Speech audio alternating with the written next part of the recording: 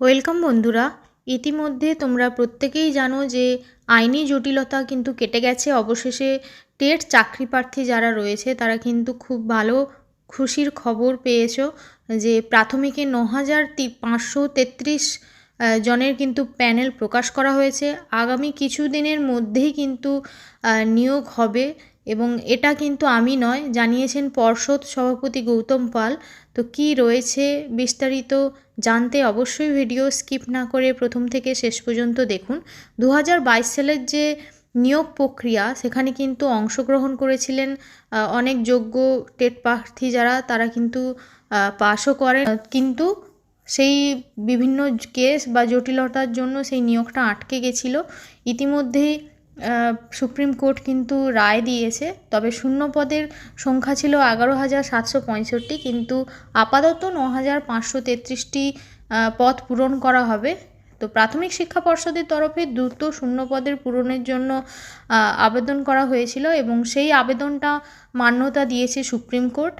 তো এবার ৯,৫৩৩ জনের যে প্রাথমিক শিক্ষক নিয়োগের প্যানেল সেটা কিন্তু প্রকাশ করেছে পর্ষদ। স্কুল সার্ভিস কমিশনের ওয়েবসাইটেই কিন্তু সেটা প্রকাশ হয়েছে।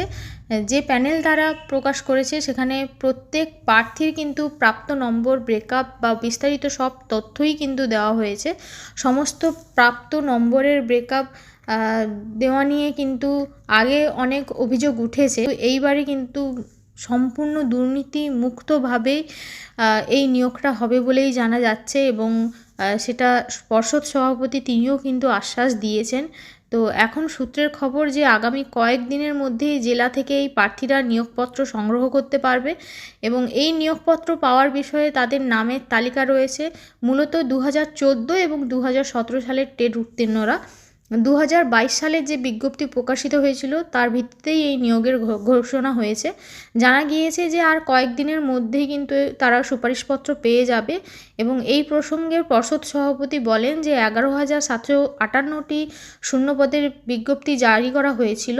এখন আমরা ওনারা প্যানেল প্রকাশ করেছে। রাজ্যব্যাপী প্রাথমিক স্কুলের নিয়োগের জন্য যে মেধা তালিকা প্রকাশ করা হয়েছে সেখানে 9,533 জন, বাকি থাকছে 2,225 জন। তো সুপ্রিম কোর্টের পরবর্তী শুনানি হবে, তার প্রেক্ষিতেই যখনই রায় বেরোবে তখনই কিন্তু বাকিদের নম্বর দেওয়া হবে বলে জানিয়েছেন এবং সমস্ত প্রার্থীদের প্রাপ্ত নম্বর দিয়ে যে প্যানেলটা সেটাই কিন্তু স্বাভাবিকভাবেই খুশি প্রাথমিক শিক্ষক চাকরি প্রার্থীরা, কেননা তাদের এতদিনের জট কেটেছে এবং এটাই দেখার যে কত তাড়াতাড়ি সুপারিশপত্র তারা হাতে পায় এবং কত তাড়াতাড়ি তারা স্কুলে গিয়ে শিক্ষকতা করতে পারে। তবে বাকি যারা রয়েছে, বাকি প্যানেলের মধ্যে যে কজন 2,000 সামথিং 2,225 জন যারা বাকি রয়েছে, তাদেরও আশা করি ভালো খবর, ভালো দিন আসতে চলেছে।